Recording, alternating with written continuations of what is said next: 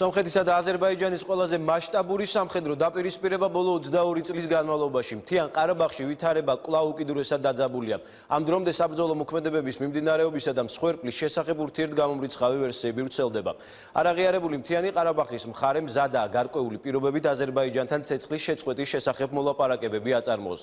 აზერბაიჯანი თავის მხრივ მსოფლიო საზოგადოებას მოუწოდებს ოკუპირებული ტერიტორიიდან სომხეთს ჯარის გაყვანა მოსთხოვოს. ამ ეტაპზე ოფიციალურ ბაქოს ცალმხრივად ცეცხლის შეწყვეტა აქვს გამოცხადებული. მთიანი ყარაბაღის რეგიონში ვითარების ესკალაციიდან 30 საათის შემდეგ ოფიციალური ბაქოს საბრძოლო მოქმედებების ცალმხრივად შეწყვეტის გადაწყვეტილებას იღებს. სომხეთის მცდელობა დაადანაშაულოს აზერბაიჯანი ფრონტის ხაზზე ვითარების გამწვავებაში მიმართულია მხოლოდ საერთაშორისო საზოგადოებისა და საკუთარი მოქალაქეების მოსატყუებლად. აცხადებენ ქვეყნის საგარეო საქმეთა უწყებაში. აზერბაიჯანის სამოქალაქო საზოგადოების წრეებში კი მოულოდნელად გამწვავებულ კონფლიქტის მიზეზებში რუსეთის პრეზიდენტის ვლადიმერ პუტინის ინტერესებს ხედავენ. მთიან ყარაბაღში მიმდინარე მოვლენებზე პირველ არხს ჰელსინკის სამოქალაქო ასამბლეის კომიტეტის ხელმძღვანელი ესაუბრა. საბრძოლო მოქმედებების დაწყების შესახებ ინფორმაციამ შოკში ჩაგვაგდო. სამხედრო გზა ერთადერთი გამოსავალი არ არის.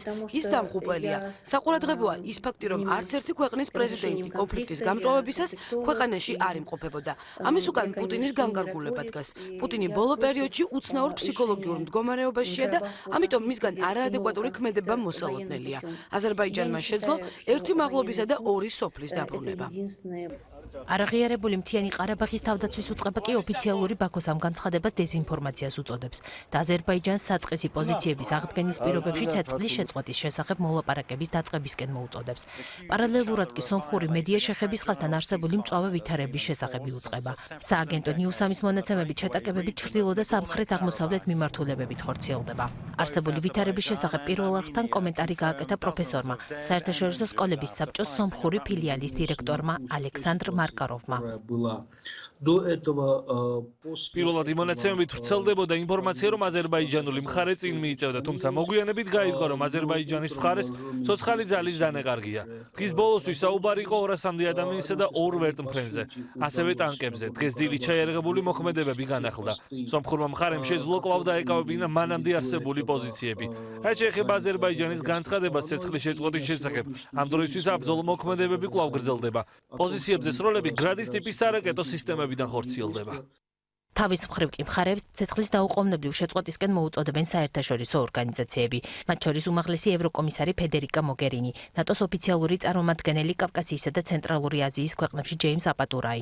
მხარეებს ცეცხლის დაუყოვნებლივ შეწყვეტისკენ მოუწოდებს გაეროს გენერალური მდივანი. გენერალური მდივანი მოუწოდებს ყველა დაინტერესებულ მხარეს დაუყოვნებლივ შეწყვიტონ საბრძოლო მოქმედებები. პატივისცემ ცეცხლის შეწყვეტის შესახებ შეთანხმებას და დაუყოვნებლივ გადადგა ნაბიჯების სიტუაციის დეესკალაციის მიზნით.